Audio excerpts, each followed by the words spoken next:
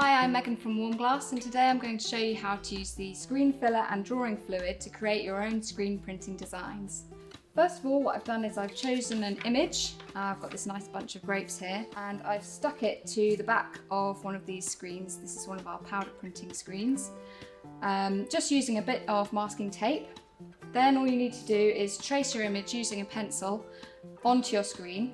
So you've got your image on the screen ready to go. So the next part is to start painting over your pencil lines using the blue drawing fluid. Use a fine paintbrush, and I'm working on paper surface here so I don't make a mess because it can drip through. It doesn't need to be too thick, but you do want to go over your pencil lines nicely. When you dip the brush in the drawing fluid, make sure there's no big drips. This drawing fluid is water soluble, so if you do make any mistakes, you can wash it off and start again. Here's one I've prepared earlier.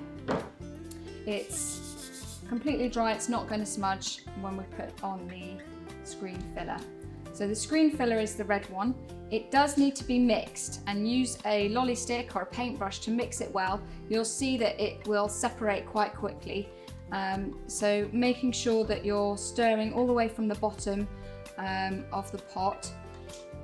Don't shake it, because if you shake the pot, you'll introduce air bubbles into the mixture and they can make marks on the screen. We want it to be a nice, even red colour like that. So once your mixture is well mixed, we can squeegee it onto the screen. It can be quite messy, so make sure you're working on paper or a wiped down surface. When you're ready to go with the screen filler and it's all mixed up, what you want to do is pour a nice even bead of filler along the bottom edge of your screen, and then using the squeegee, pull it across in one go. You want to pull it across nice and evenly, and you don't want to go over the image twice, because it can start to dissolve the drawing fluid and then it will smudge your image. So here we go.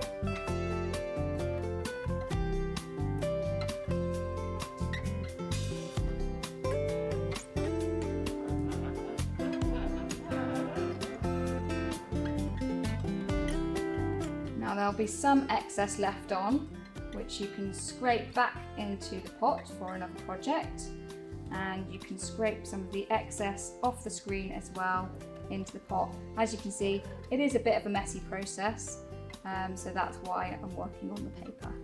Okay, so what we're going to be doing next, once the screen filler is completely dry, we need to wash the screen, and this step is going to wash out all of the blue drawing fluid and leave us with just the red screen filler on the screen.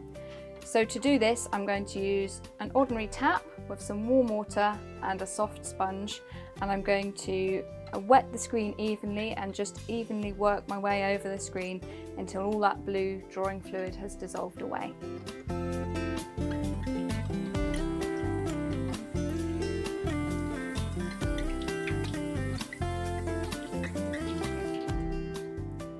So once the screen is completely dry, we're ready to print.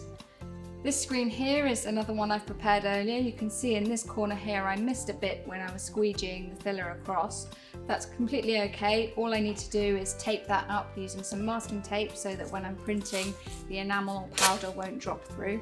So on the flat side of the screen, pop a bit of tape over any patches that you've missed,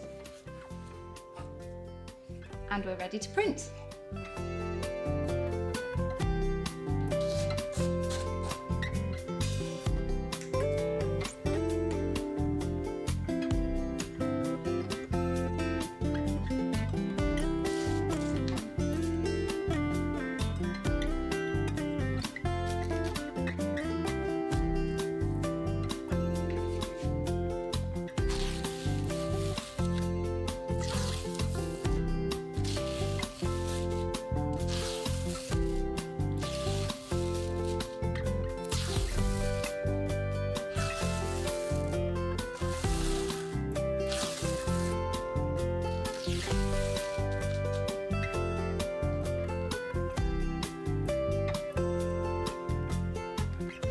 So that's how to prepare a screen for screen printing using the Speedball products.